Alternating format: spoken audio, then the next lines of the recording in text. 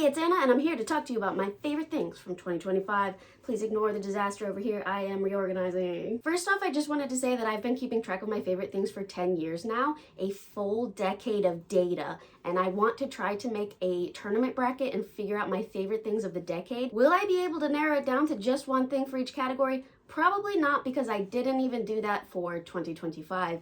I have 2 video games.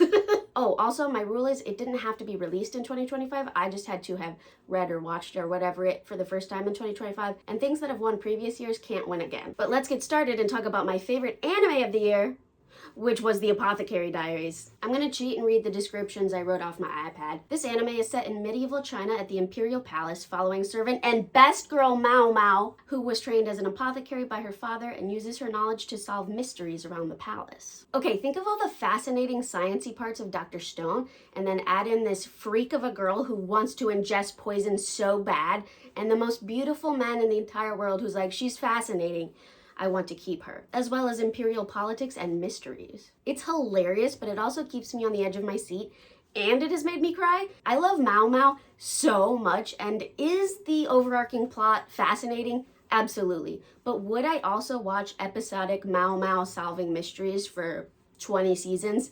Absolutely. It's also stunning. They make all of the clothing so flowy and colorful and lovely looking. Next up is my favorite video game of 2025. As I said earlier, I picked 2, and both of them happen to be games that are being released episode by episode, and neither of them are finished, but I don't care because they're that good. First up, we have my current obsession, Of the Devil. Of the Devil has been described as Toxic Yuri Ace Attorney, which sold me immediately. It's a cyberpunk visual novel where crime has a 98% conviction rate, and you play as Morgan, a criminal defense attorney addicted to gambling who will take those odds. This game will be my entire personality from now on.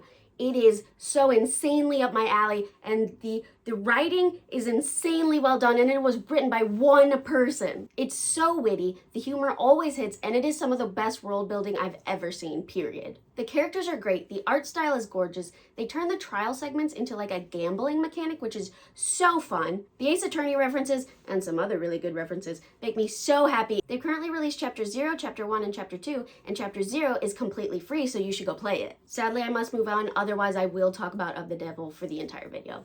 I'm jingling so much. The second video game I picked, I think a lot of people probably picked, which is Deltarune.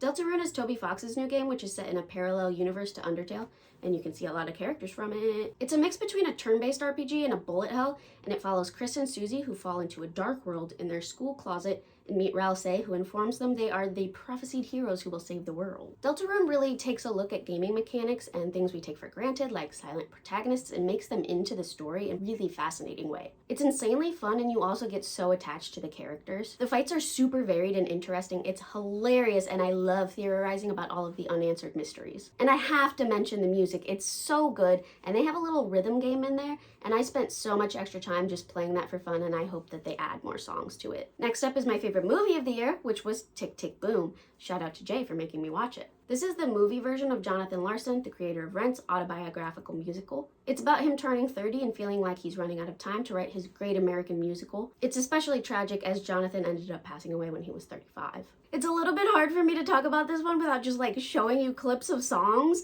but like 3090, Therapy, No More, Andrew Garfield. Watching this makes me want to be creative, like now. No more waiting, now. Be creative. And having all of this new backstory, I need to rewatch Rent. Also, this wasn't in the running because I watched it in January 2026, but I just want to say, Sinners!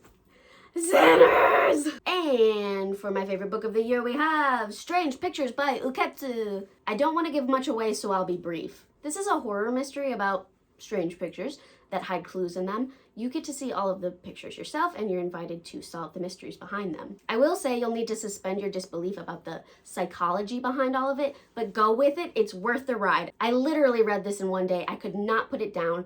I'm a chicken though, and the eeriness of it had me feeling jumpy. It's very like creepypasta-esque in nature. And when the story wraps up, your jaw will be on the floor. And for my favorite manga of the year, I picked Chainsaw Man. This is an extremely gory manga that follows a boy named Denji who fuses with the Chainsaw Devil and gets hired by a government agency that hunts devils. Devils are born from humanity's fears, and the more people fear their concept, the stronger the devil. Heads up, I will not be spoiling anything for anime-only watchers. I've been reading the Chainsaw Man manga for about 4 years now, and I love Power so much. She is the best fucking character, okay? This manga is batshit crazy, and you'll be like, I don't know what the fuck is going on. I think this is just chaos. And then it will all come together, and you'll be like, holy shit, and you'll be flipping back pages in the manga being like, the whole time? And it's such an interesting take on, actually that might be a spoiler, it's also really funny.